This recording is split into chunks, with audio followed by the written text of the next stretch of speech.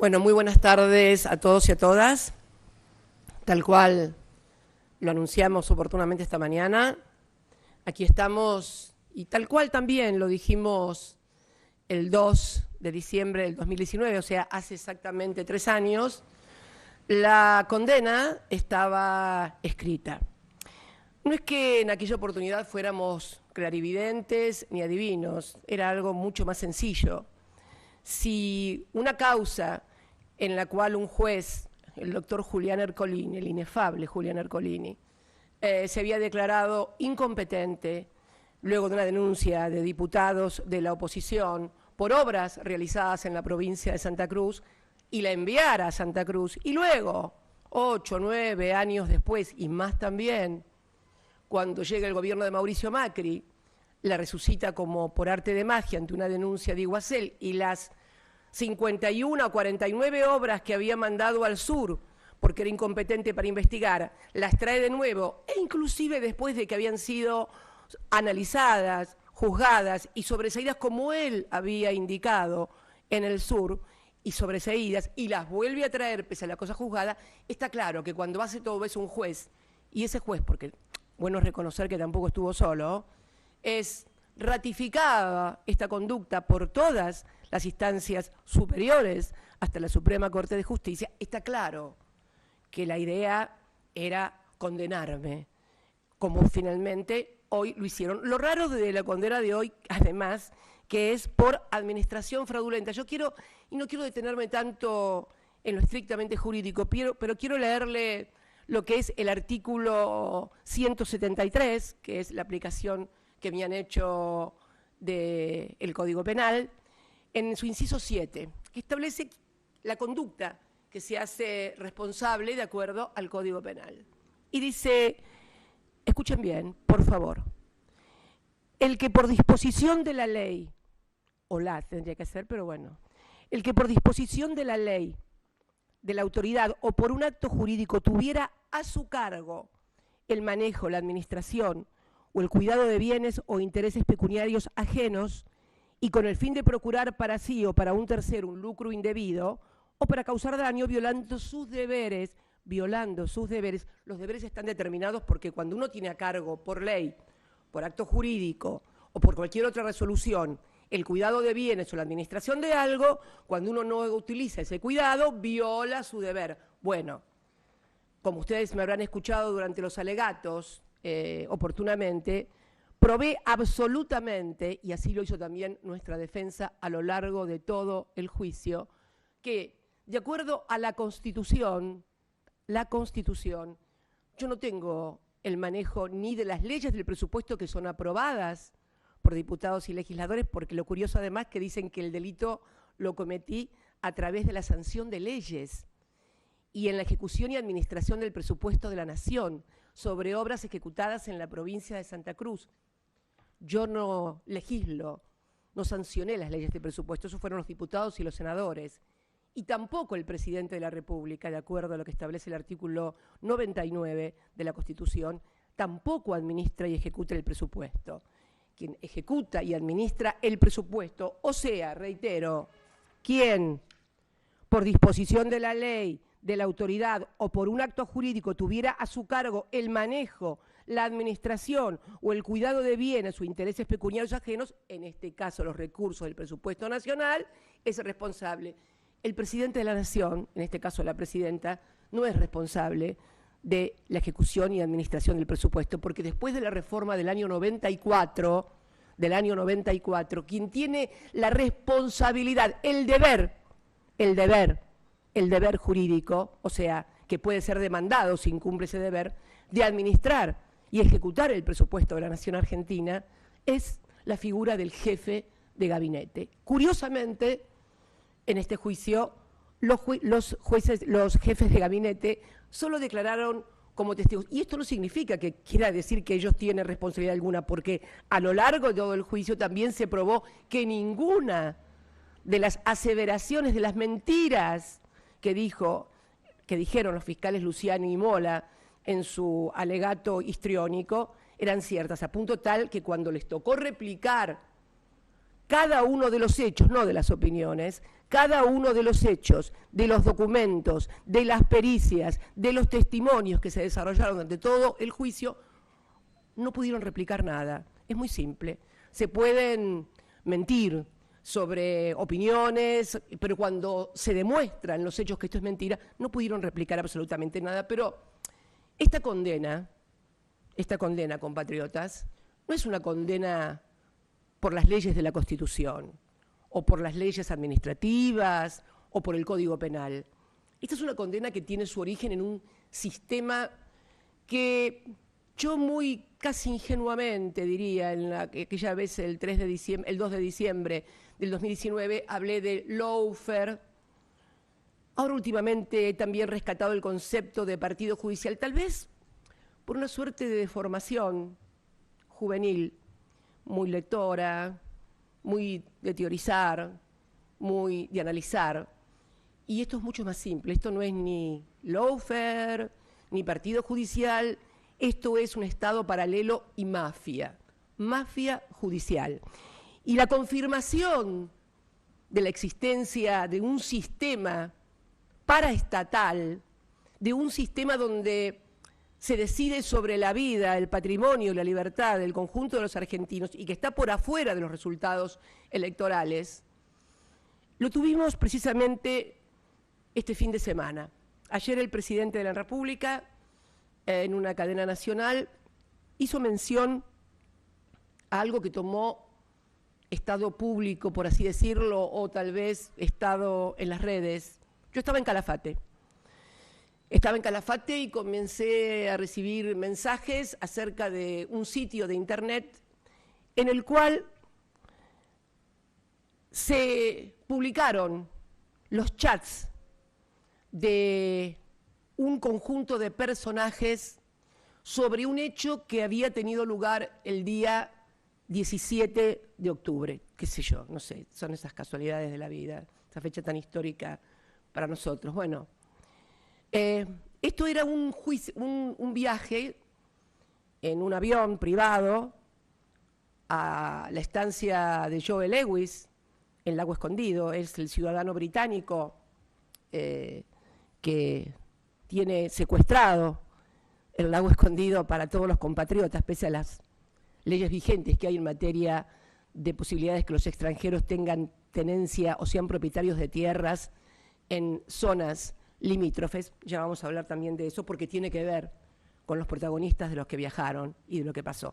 En ese viaje privado de un vuelo que partió, creo que de Aeroparque, no sé exactamente de dónde, 4 jueces viajaron allí.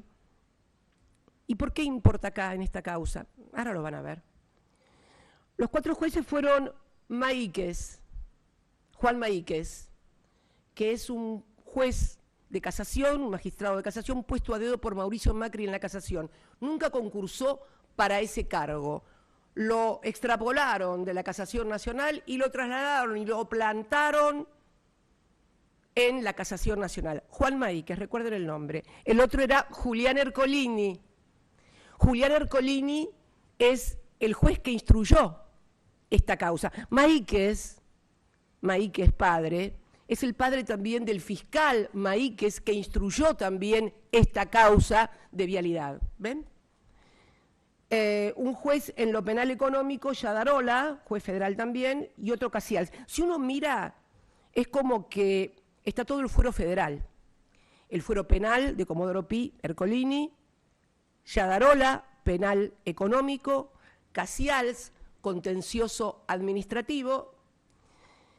Faltaría la Cámara en lo civil y comercial, pero esa dicen que ni siquiera hace falta porque es una Cámara que normalmente se la conoce o la conocían en la jerga, me acuerdo, como la Cámara en lo comercial y Clarín. Bien.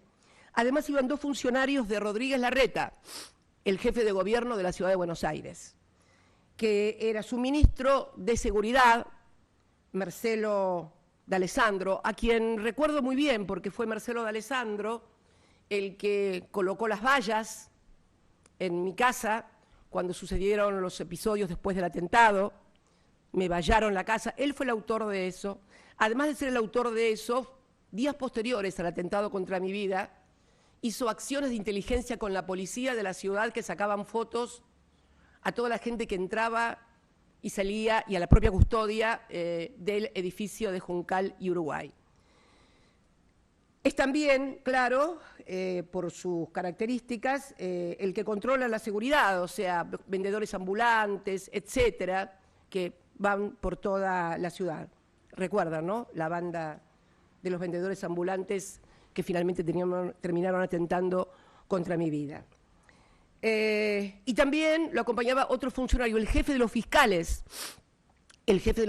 que es Juan Maíquez, hijo de el otro Maíquez, Carlos Maíquez, hermano del fiscal de la causa. La familia judicial en su máximo esplendor. Son así, si uno puede ver en los juzgados, recorre los juzgados, es el primo, el hermano, el tío, la sobrina, el nuero. Bueno, en el propio tribunal que me juzgó a mí, el camarista Hornos, que va a ser el que voy a tener que apelarle esta sentencia, el camarista Hornos, es el tío de la señora del presidente del tribunal que me condenó, o sea, la esposa del presidente del tribunal, el de Liverpool, el de jugador del Liverpool. Bueno, la señora es la sobrina del camarista al cual yo tengo que ir a apelar. Y además, recordemos, por hacer un recordatorio de la memoria, juegan en Liverpool con el fiscal de la causa, con el inefable Luciani también, en donde, en la quinta de Macri. ¿Y qué otro jugador hay del Liverpool? Bueno, Llorens, Mariano Llorens, que está en la Cámara Federal, en la cual siempre falla, por supuesto, condenándonos. Esto es el sistema que hoy está funcionando bajo la pomposa denominación de poder y falsa denominación de poder judicial. Un partido judicial, una mafia, un Estado paralelo. Pero bueno, además iba un ex agente de la CIDE, nunca faltan, los servicios siempre están, y un empresario de medios digitales. Bien, en el avión iban esos, pero ¿quién pagaba el avión? Bueno, ahí está el tema. Quien pagaba el avión era el Grupo Clarín, Manieto, a través de sus dos personeros, Jorge Rendo, al que no hay político en la Argentina, ni juez que no conozca a Jorge Rendo, el operador oficial para todo terreno de Manieto y del Grupo Clarín. Y el sobrino de Manieto, Casey, Pablo Casey Manieto. En este vuelo, y bueno es decirlo, podemos recordar también que vamos a ver que estos jueces no solamente tienen que ver con esta causa, sino que tienen que ver con el sistema que domina hoy la Argentina como Estado paralelo. ¿Quién es Maíquez, además? Maíquez fue el que sobreselló a Joe Lewis, el propietario de la estancia Lago Escondido, por la causa penal que tenían por violación en la compra de terrenos que no podían hacerlos porque estaba prohibido por la ley. Miren a qué punto será que Agüero Iturbe, el fiscal Agüero Iturbe, que de acá nada, termina apelando esto, y Coco Maíquez, vamos a decirle cariñosamente porque van a ver en los chats ahora, le dicen todos Coco Maíquez, parece que es el sobrenombre. Coco Maíquez es el que sobresee a Joe Luis y van a pasar a su estancia de Joe Luis. Ercolini fue el juez que, además de condenarme a mí y elevar el juicio oral, es el que sobreselló a Manieto y a Bartolomé Mitre en la causa de Papel Prensa. Esta empresa que fue tomada por el partido militar durante la dictadura, como lo define Lidia Papaleo en la mesa de torturas, y le fue entregada a este grupo económico, y luego de que el partido militar se la entregara, es convalidado por el partido judicial unos cuantos años más tarde. Creo que fue, no recuerdo, 2010, 2011 o más recientemente todavía. Casials, ¿quién es Casials? Casials es el juez contencioso administrativo del Fuero Federal que impide que el AFCA, acá vamos a hacer una breve referencia a la ley de medios, ¿se acuerdan que habíamos sancionado la ley de medios en las cuales había periodos para esperar y al cabo de su cumplimiento los grupos empresarios de medios que tenían más de las licencias que se permitían, o sea, si tenían un exceso de licencias de cable, de canales abiertos, de radios, tenían que desinvertir. No que les iban a sacar nada, no, simplemente no quedar en posición monopólica o dominante. Bueno, después de varias medidas cautelares que suspendió la aplicación de la ley, cuando finalmente la Corte termina fallando y dice que el artículo de desinversión es constitucional, el AFCA, que es el organismo estatal que establecía que podía, si no se cumplía con el plan de desinversión, hacer la desinversión de oficio, ante la presentación de Clarín del plan de desinversión, que no estaba de acuerdo con la ley, hace la desinversión y aplica la ley y hace una desinversión de oficio. ¿Qué hace Casials? Interrumpe esto. Casials favoreció al Grupo Clarín, viaja en el avión del Grupo Clarín y van todos juntos al lago Escondido, casi como hacer una junta, ¿no? La junta del lago Escondido, así como había juntas militares en una etapa muy terrible en nuestro país, hay juntas también que parece que gobiernan el país y deciden por afuera de todos los estamentos. Bien, cuando toma estado público esto pasa en octubre aproximadamente, finalmente nadie publica casi nada, y en el chat de este fin de semana, que yo pido, simplemente los vamos a luego a publicar, son mucho más grandes, miren, les muestro, son estos chats, los tengo señalados a todos, pero sería imposible, estaría, no sé. Pero quiero rescatar, hice como 6 ejes fundamentales para que la gente entienda de qué se trata esto del Estado paralelo, y cómo tiene que ver con lo que veníamos diciendo y cómo tiene que ver con el resultado de esta sentencia. Por ejemplo, la PCA, apriete, tortura y notetas. ¿Qué es eso, Cristina? Bueno, muy simple. Parece ser que hay un intercambio furioso de chats entre ese 17 de octubre y 18 de octubre cuando un solo diario, página 12, un solo medio publica el viaje escandaloso ya de por sí, porque ¿qué hacen 4 jueces federales con funcionarios, con ministros, con funcionarios del gobierno de Rodríguez Larreta? Ya era muy horrible. Bueno, faltaban muchas cosas. Juan Maíquez, esto es una lectura de chats, que los que van a ver ahí, Juan Maíquez, no sé, y comienza una locura contra la PCA, como que fue la PCA la que reveló la existencia del vuelo porque aparece una planilla de un aeropuerto. No sé cuándo, pero algo habrá que hacer, no se la pueden llevar de arriba. Entregaron la hoja con información, se refiere a la PCA. Esto lo dice Maíquez, Juan Maíquez. Recordemos que estamos hablando de camaristas, de hombres y mujeres que deciden sobre tu libertad y patrimonio, de hombres y mujeres, porque son todos hombres. También es un tema para analizarlo tal vez más adelante, esto de todos hombres siempre, las juntas militares son hombres, el Pacto de Olivos fueron hombres, todas las decisiones las van tomando hombres en mesa, claro, cuando aparece una mujer. Bueno, y una mujer con las características de gente que no es una mascota, o sea, no soy mascota, yo nunca voy a ser mascota del poder. Esto quiero decirlo, y no ser mascota del poder, como dice esa canción del Indio Solari que tanto le gusta a Máximo, mover la partita, hacerte la muertita. Bueno, conmigo no, yo mascota de ellos no voy a ser nunca. Así me den no 6 años, me den 20 años y me condenen, que después vamos a hablar de la condena y de cuál es la cosa realmente importante y que persigue la condena. Eso lo vamos a hacer un poquito al final. Pero es curioso porque todos estos jueces, como todos los jueces, que no pagan ganancias, el impuesto a las ganancias, ¿no?, que pagan cientos de miles de trabajadores, jubilados, comerciantes, profesionales, empresarios, ellos dicen que no pueden pagar impuestos a las ganancias porque eso afecta su independencia a la hora de dar sentencias. Mirá vos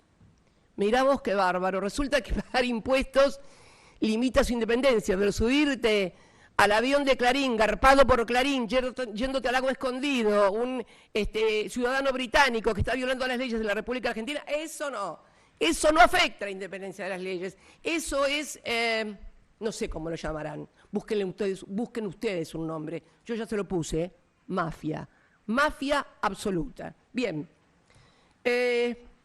si en algún momento, y acá viene Jorge Rendo, ¿no?, que se ríe y dice, tal cual, ja. Marcelo D'Alessandro, si en algún momento, esto es muy importante, el ministro de Seguridad de Rodríguez Larreta, el que dice que cuida la seguridad de todos los que viven y habitan o transitan por esta bendita ciudad de Buenos Aires, que dice, si en algún momento me tocara ser ministro de la Nación, lo primero que hago es disolver la PCA, que es la Policía de Seguridad Aeroportuaria, que fue creada durante nuestra gestión.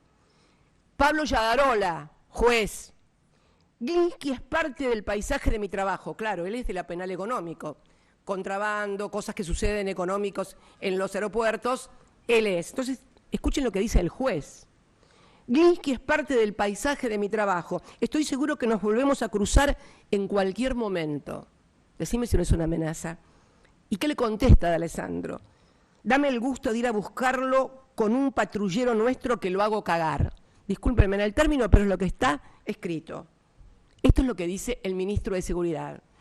Los hemos visto hacer este tipo de cosas. Bien, sigue. Pablo Casey, el sobrino. Ja. Y esto es muy importante. Pasen alguna info de este... O sea, el sobrino de Manieto le pide a Yadarola y a D'Alessandro, pasen alguna información de este personaje, José Glinsky, el director de la PCA, que escribimos una notita. Y ahí está el comienzo siempre del lawfare, ¿no? Comienzan las notas en Clarín, en Nación, y después los jueces pero lo van a ver porque además lo dicen. Esto que nosotros siempre elucubrábamos, teorizábamos, cuando uno lo ve escrito y cuando lo escucha, además, la verdad que es impresionante. ¿Y qué le contesta Pablo Yadarola a la promesa de Clarín de escribir una notita sobre José Glinsky? ¿Qué le dice? Vamos, el molle de la gente. Parece ser que a Casey, no sé por qué razón, le dicen molleja. En fin, cada uno se pone el sobrenombre que mejor le parezca, ¿no? El molle de la gente. Carlos Coco Maí, que sabría que hacerle llegar a la PCA que le vamos a tirar con munición gruesa. Juez, camarista, es la última instancia en los juicios penales sobre tu libertad y tu patrimonio antes de llegar a corte. Habría que hacerle llegar a la PCA que le vamos a tirar con munición gruesa y que mejor no entrega más nada. Pablo Casey, Clarín, ya se lo hice llegar. Qué bueno eso, Yadarola. Marcelo D'Alessandro, a mí me mandó a preguntar si quería hablar con él. Le dije que no hacía falta, que en algún momento de la vida nos iba a cruzar. Marcelo D'Alessandro, jefe de seguridad de Buenos Aires. Tengo la mejor alcaldía para que le den una linda bienvenida. En el lenguaje tumbero de las cárceles, que te den una linda bienvenida en una cárcel es que te violen, cuanto menos. Esto lo dice el ministro de Seguridad, lo escribe, lo piensa, que es lo más tremendo de todo.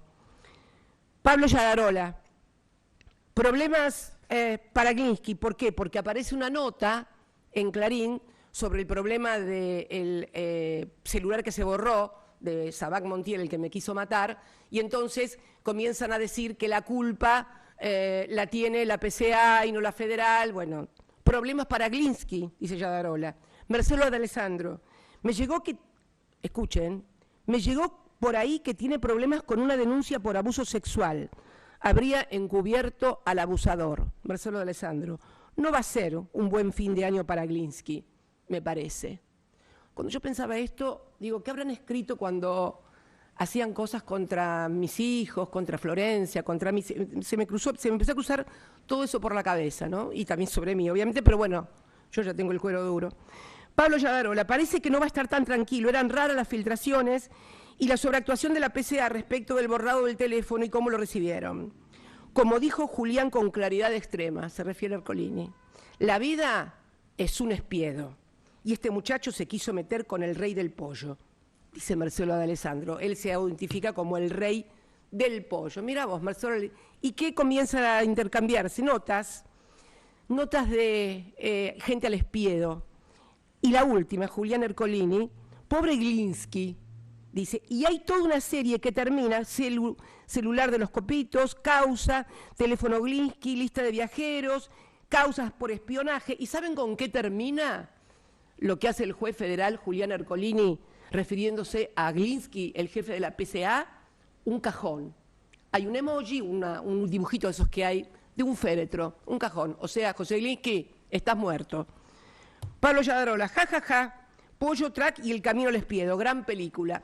Esto lo quise leer específicamente porque revela, entre otras cosas, hay otras cosas. Marcelo D'Alessandro en una parte dice, limpiemos un mapuche, jefe de seguridad de la Ciudad de Buenos Aires, limpiemos un mapuche. Y todos, o Juan, no, creo que no es ese, creo que es Juan Maíquez, perdón. Juan Maíquez, a quien hace poco tiempo una ONG de fiscales internacionales lo ha puesto de director o de presidente. Bueno, que vayan revisando, porque tienen un presidente que quiere limpiar pueblos originarios. Limpiemos un mapuche, y todos se ríen. Pero hay otro aspecto que es fundamental en el lawfare, que es el periodismo, ¿no? Siempre lo hemos dicho, para hacer estas cosas en los expedientes y para hacer estas condenas que no tienen ningún instrumento, ningún clivaje en la Constitución, ni en el Código Penal, ni en el propio Código Penal, ni en las leyes administrativas, ¿qué se necesita? Sí o sí, la complicidad de los medios. Necesariamente es una pata muy importante. Y yo quiero, en este chateo, ellos hablan mucho y comienzan a recibir llamadas de los periodistas. Y yo quiero rescatar dos conceptos que van a ver ahí en cámara: periodismo unificado y razonable. Y ahora vamos a explicar de qué se trata. No son palabras mías. Unificado es de Ercolini y razonable es de Coco Maíquez. Y ahora van a ver en el contexto en el que hablan de los periodistas, del periodismo y el rol voluntario o involuntario muchas veces que cumple el periodismo. Bien, Coco Maíquez. Estaría bueno instalar la idea de, ¿por qué? Porque los empiezan a llamar los periodistas, empiezan a recibir llamadas en sus teléfonos de distintos medios por el viaje. Cierto que viajaron todos juntos al Lago Escondido, jueces, ministros, nadie sabía, porque nunca se publicó lo de Rendo y Casey, eso estaba totalmente oculto. Lo que salió en los medios fue la presencia de los jueces y de los ministros y de los ex-CIDE y el empresario de medios. Rendo y Casey, missing, no estaban. Estaría bueno instalar la idea de un espionaje con intervención de un organismo estatal de seguridad, y dale con la PCA otra vez, la PCA en los medios, y enfatizar el fake de la noticia, lo falso. Nos cargamos a la PCA, nos cargamos a la PCA. Carlos Coco Maíquez, trasplantado por Macri a la Casación Federal. ¿En serio que creen que podemos creer los argentinos y el mundo que este es un poder judicial en serio, el que está hoy en la República Argentina? Bien. Tomás Rein, que tienen todos. Julián Ercolini. ¿Alguien habló con Capielo? Me anda escribiendo. Capielo es Hernán Capielo, es un periodista de judiciales de La Nación. Marcelo D'Alessandro me acaba de escribir. Julián Ercolini, ¿hablar? ¿Le respondiste? Escuchen esto. Marcelo D'Alessandro, no, quería saber, no le respondí, dice D'Alessandro. Quería saber si Pablo Casey, o sea, si el sobrino de Manieto, o Jorge Rendo, habían hablado con los colegas de ese diario. O sea, Capielo le preguntaba a D'Alessandro si Rendo y Casey habían hablado con los periodistas de Clarín. Hablaron con los colegas y le dice Julián Ercolini, claro, para unificar. Ahí está el periodismo unificado. ¿Vieron que muchas veces parecen una copia de las tapas de Clarín y de La Nación? Es eso. Acuerdan lo que van a poner. No te informan, no hacen periodismo. Hacen política y hacen política para estas cosas. Dice Julián Ercolini, que se ve que conoce muy bien el funcionamiento, muy bien articulado. Claro, para unificar. Jorge Rendo, ahí aparece Rendo y dice, si Pablo y yo hablamos con ellos, develamos nuestra presencia allí. A nosotros no nos importa, pero no nos parece perjudicial para todos los demás. No sé qué les parece a ustedes, pero si aparecemos Pablo y yo, el tema va a elevar la fábula de la conjuración y por ende se pone más interesante para que la sigan. O sea, La verdad que ni los periodistas de Clarín deben ganar fortunas, porque para aguantar que bueno, en fin. Marcelo de Alessandro, y alguien que no sean ustedes que hablen para que trate el tema, pregunto porque no sé cómo está la relación, yo trato de convencerlo. Tenés llegada ahí, y ahí contesta Tomás Reinke, es todo un chat, si tenían llegada a Nación.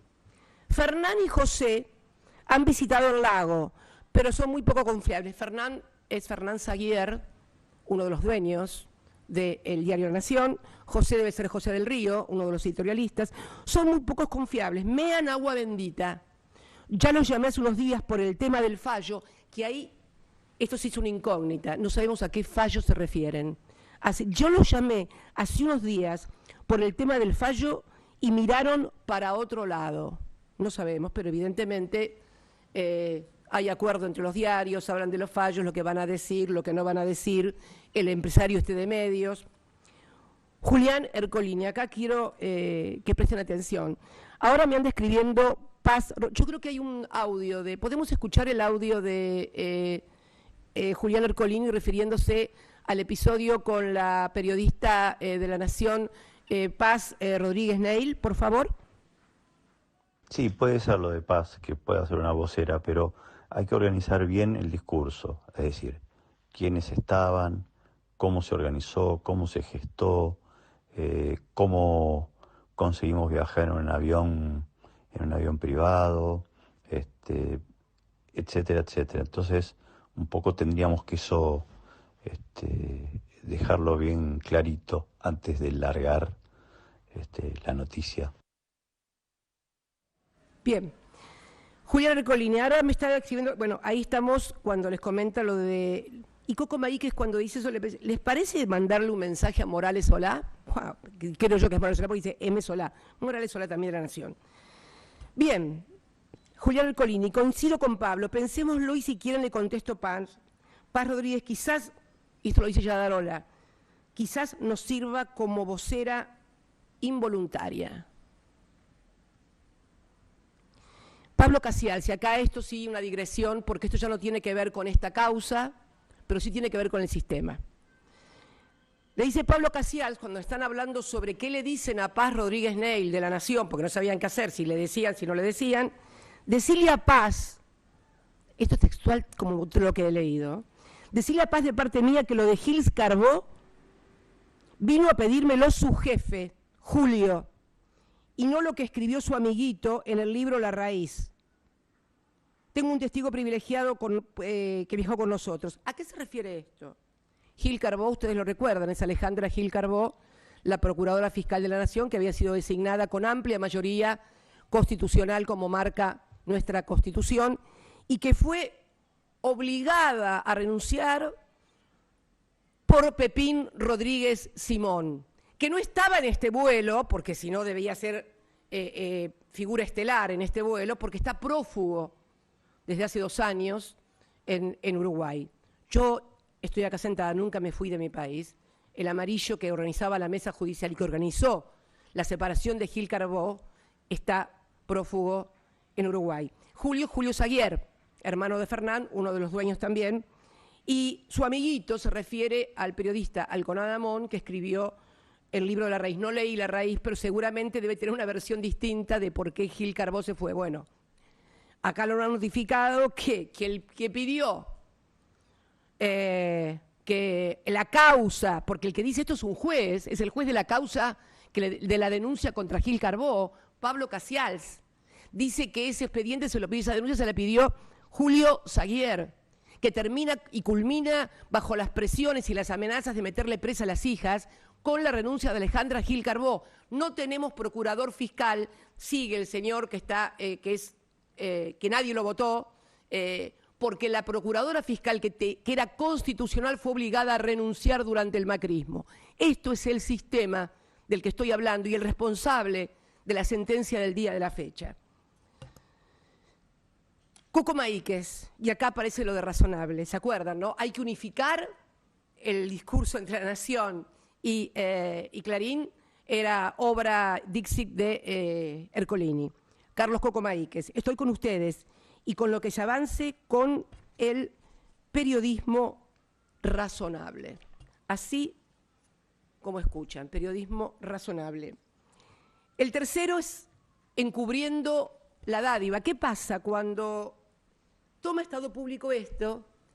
Dicen, claro, va a haber dádiva.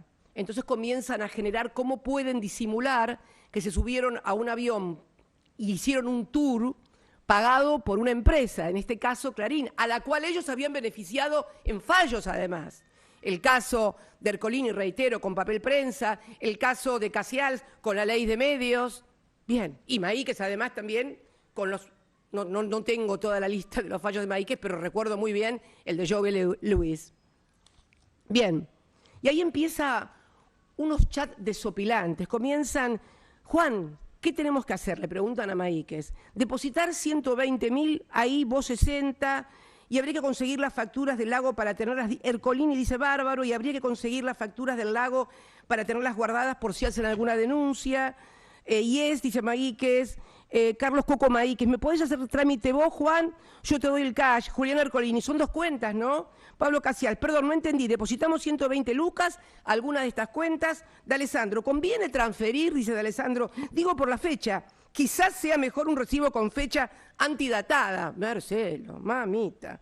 Pablo Caizals, es verdad, en todo caso la factura podría ser... Pablo Casials, contencioso administrativo, en verdad... En todo caso, la factura podría ser antidatada y el depósito posterior. Decidan ustedes y me acoplo. Sí, pero evaluemos mejor. Yo la transferí, dice Juan Maíquez. Pablo Casial, bueno, porque casi cash, así no hacemos todos lo mismo, o me dicen qué les parece y lo hago. Perfecto, Pablito, cada uno paga y cada uno hace como quiere. Yo transfiero, dice Ercolini. Yadarola, consulta, estamos pagando... Miren esto, ¿no? Es algo... Si no fueran jueces y no estuviéramos pasando los momentos que estamos pasando todos los argentinos, causaría risa. Pablo Yadro, la consulta, ¿estamos pagando después o que se hizo el jueves y sábado pasado y se facturó el 13? Nos convienen los recibos de la recepción del efectivo antes del 13. Solo una idea para que pensemos. Lo único que suena sospechoso es que todos pagamos en efectivo, pero me parece menos llamativo que pagarlo después. Bueno, y así siguen hablando, y hablando, y hablando, y hablando. Y al final, es algo maravilloso, Pablo Yadarola, penal económico, dice, pienso que si hay un caso de transferencia posterior no pasa nada, digo por el de Juan. El vuelo estaba casi todo pago antes de salir, por eso es lógico que se realizó efectivamente el servicio de transporte y nosotros podemos mandarle la plata a la oficina de Carmona y que él nos haga unos recibos a mano de días anteriores al vuelo, ajustados estos detalles y con la prensa tranquila, yo estoy... para volver a salir con Molle Tours a cualquier lado. Molle Tours es Casey Tours, el que garpa, Clarín. ¿Y qué le contesta Pablo Casials, contencioso administrativo? Ok, me parece perfecto. Hagamos caso a Pablo Yadarola, que es el experto. Claro, ¿cómo no va a ser el experto? Es el juez en lo penal económico que analiza las facturas truchas, que juzga si evadiste o no evadiste impuestos, si es falso los recibos que presentaste. Bueno, este es el que hace eso con la de él. Con la tuya te revienta seguramente, salvo también por ahí que alguna tarifa te exima de cualquier condena. Este es el país que hoy tenemos y este es el poder judicial que hoy tiene la República Argentina, tu país. Bien, el Consejo, porque yo escuchaba ayer al presidente cuando le dio instrucciones al representante del Poder Ejecutivo en el Consejo de la Magistratura para que haga las denuncias correspondientes contra estos funcionarios, contra estos jueces en el Consejo de la Magistratura, que es el órgano constitucional que juzga o debería juzgar, permítanme el potencial, la conducta de los jueces. Y ahí Carlos Coco Maíquez dice... Se viene una heavy en el Consejo, según me cuenta Barroetaveña. Quiero detenerme un poquito acá, en este personaje Barroetaveña. Barroetaveña es otro funcionario de la Casación, otro magistrado de la Casación, que tiene las causas de memorándum y la causa de los sauces Otesur, en la cual fui sobreseída en ambas por el tribunal oral que intervino en esas causas. Este es el funcionario que ahora tiene que opinar el memorándum y los sauces de Otesur. Barroetaveña, ¿recuerdan el nombre? es muy amigo de Coco, casi un teledirigido por Coco Maíquez. Se viene una heavy en el Consejo, según me cuenta Barrueta Benia. Todo vinculado, todo el entramado. Jorge Rendo, buen día, ¿qué pueden hacer? Jorge Rendo, Clarín, buen día, ¿qué pueden hacer? ¿Cuál sería la acusación? Yo creo que va a ser un poco de circo y quedar bien con sus mandantes. Carlos Coco Maíquez, sí, pero los objetivos vamos a ser Julián y yo. ¿Qué significa una heavy? Pablo Casay, son de cuarta.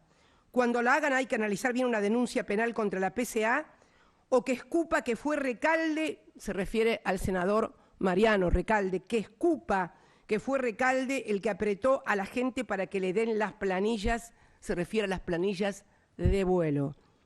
Pablo Yadarola, ¿cómo andan muchachos? Aparece en el chat. Una idea para pensar. Si se abre ese escenario en el Consejo, o sea, la denuncia, ¿no convendría provocar una investigación que nos tenga como víctimas de espionaje ilegal? Cualquier semejanza con la actualidad no es casualidad, es planificación. Pablo Casey, eso es lo que decía Julián Ercolini. Hola, convendría hacer eso antes, o sea, la denuncia por espionaje ilegal. Esto es el Consejo. ¿Qué esperanza tenemos de que esto se trate en el Consejo?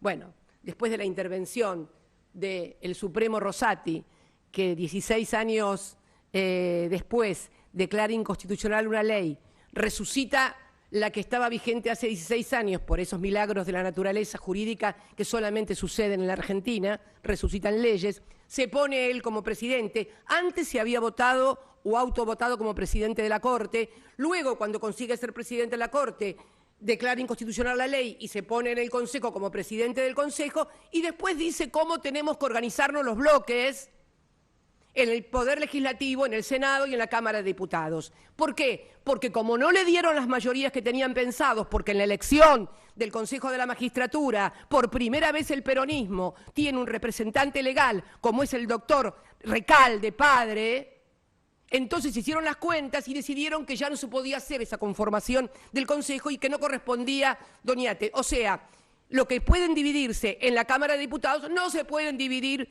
en la Cámara de Senadores. Esto es lo que está pasando en la República Argentina. Bien, sigamos, porque aparece la fiscal de Bariloche. ¿Quién es la fiscal de Bariloche? Bueno, no tengo el gusto de conocer a la fiscal de Bariloche, creo que está por acá el nombre, creo que aparece, luego lo diré. Pero la fiscal de Bariloche es porque se hace una denuncia penal. Alguien va y denuncia en un juzgado federal de Bariloche esta irregularidad del vuelo. Bien, ahora me gustaría que pongamos el audio, dos audios, el audio de Ercolini y el audio de Maíquez, por favor. Para mí, lo ideal sería que la mina pida, no que nos presentemos, porque si no nos terminamos presentando como si fuéramos unos imputados, que es una locura. Que la mina le pida a Flaizar simplemente si existió ese vuelo y eventualmente lista de pasajeros y constancias, y que manden facturas. Las constancias son las facturas, pero que no pida facturas, sino que pida constancias. Y más o menos lo mismo que pida a Lago Escondido. Con eso se descarta cualquier posibilidad de dádiva, y después es todo un blef y se cierra y chau. Me parece que lo mejor es que la cierre la mina de allá. El denunciante, o sea, no tiene ninguna legitimidad para ser querellante, con lo cual no va a poder ser querellante ni apelar. Después, obviamente, hay que hablar también con la jueza de allá para que tenga presente esta situación y chau. Me parece que es lo mejor. Bien. El de Juan Maíquez, por favor. Creo que era primero el de Juan Maíquez, me equivoqué. Muchachos, les cuento, la fiscal federal de Bariloche, bien, buena predisposición, ofreció mandar la causa a PI o, en su defecto, pedir o que aportemos nosotros o ella pedir a la empresa las facturas del vuelo y eventualmente del hospedaje, con los que salieron los denunciados, digamos, sin Jorge y sin Pablo, y en base a eso cerrarla. Si todos están de acuerdo, avanzo en alguna de estas opciones. Bien, me equivoqué, era primero lo de el fiscal, el jefe de fiscales de Rodríguez Larreta, mirá qué muchacho maravilloso, y después hablan del peronismo, por favor. Y bueno, este es el muchacho que habla con la fiscal de Bariloche y luego es lo de Ercolini. Pero bueno, los dos están vinculados con la fiscal de Bariloche, que es la causa. Y ahí Pablo Yadarola dice, Juan, de acuerdo a la relación con la fiscal, hay margen para que con el pedido de sobreseimiento a la jueza, ya tienen todo arreglado, agregue que llama fuertemente la atención que la información acerca de la existencia del viaje se origine en la filtración de un documento. Digo, porque pueden extraer testimonio y de esta manera se declare la nulidad de todo. Es solo una idea. Carlos Maíquez, excelente análisis, Pablo, lo comparto in totum. Y acá quiero que presten atención nuevamente a Julián Ercolini. La verdad, lo de Ercolini, la verdad, bueno, no me extraña. Yo lo dije toda la vida después de lo que me tocó vivir con Ercolini, pero bueno, parecía casi digamos, un enojo de alguien que era acusado y juzgado, investigado por el juez, y entonces yo parecía la mala, lo que estaba mintiendo. Bueno, acá está. Julián Ercolini. Habría que ver si la fiscal se anima a hacerlo, o sea, extraer un testimonio y armar una denuncia. Quizás sienta que sobreactúa. Si fuera así estaría bárbaro, sino que al menos deslice como parte de los fundamentos que fue irregular la filtración de la fuerza que le dio origen. Y quizás ahí puede jugar la jueza, mandando testimonios a Cava. Y si no hacen eso, ¿qué dice? O eso habilita que se haga la denuncia con un anónimo por acá. Escucharon, ¿no? Julián Ercolini, juez federal de Comodoro Pi, o eso habilita que se haga la denuncia con un anónimo por acá. Esto puede ser, estaba mirando otra cámara. Sí. Pablo Yadarola, si están de acuerdo y si trata lo mismo, Nico se refiere a Nicolás, en la mano derecha de Lewis, el que, no sé por qué le digo Lewis, el que administra el lugar donde fueron estos señores, Lago Escondido. Nico tendría que llevar las facturas, decir, escuchá esta, ¿no? Pablo Yadarola, el que te condena con las facturas truchas a vos, bueno, si están de acuerdo y se tratase de lo mismo, Nico tendría que llevar las facturas, decir que ellos prestan servicios turísticos en general para terceros, que nos alojamos en casas secundarias preparadas para tal efecto, así desterramos la idea de que dormimos en la cama de Lewis y que nos dieron servicio. Así tienen un motivo o explicación del viaje. Carlos Coco Maíz dice, sigo insistiendo en planificar y dejar expedita la contraofensiva por el espionaje ilegal. Ni olvido ni perdón. Qué basuras, Dios mío. Ni olvido ni perdón, remarcando la lucha de los organismos de derechos humanos. Qué basuras, por Dios mío. Pablo Yadarola. Muchachos, recién aterrizado, qué bueno. Con esto, de acuerdo con todo, le dice Yadarola. Con esto la causa se cierra y sin que nadie pueda decir que no se investigó. Y esa resolución nos sirve para el Consejo y para la contraofensiva cuando sea el momento adecuado. Con el sobreseimiento firme, se refiere al del juzgado de Bariloche, jueza y fiscal apalabradas, con el sobreseimiento firme nos vamos a dar la vuelta al mundo con Casey Tour. Bien. Lo último, podría seguir, pero no quiero... El caso instigación al falso testimonio por Pablo Casey, el sobrino de Manieto, el hombre de Clarín. Va a ir a declarar Nicolás al juzgado de Bariloche, junto a la jueza y la fiscal, y entonces dice, hola Huemules. Huemules, el grupo se llamaba Huemules, no sabíamos por qué, porque es un bichito muy agradable, un animalito muy agradable y en peligro de extinción. Estos no están en peligro de extinción, no, estos se multiplican y los que están en peligro de extinción es la gente de buena fe y fundamentalmente los jueces que sean jueces de acuerdo a la Constitución. Esa es la especie que está en extinción, la de jueces con la Constitución. Lo de Huemules realmente es casi una metáfora. El miércoles declara el huemul más grandote, se refiere a Nicolás. Entendemos que será breve y solo referido al tema facturación. Pero por si las moscas nos juntamos con Leo es el servilleta, el de la CIDE, abogado, y entendimos que debemos darle 3 o 4 ideas directas. Escuchen esto, instigación al falso testimonio, cuanto menos esto.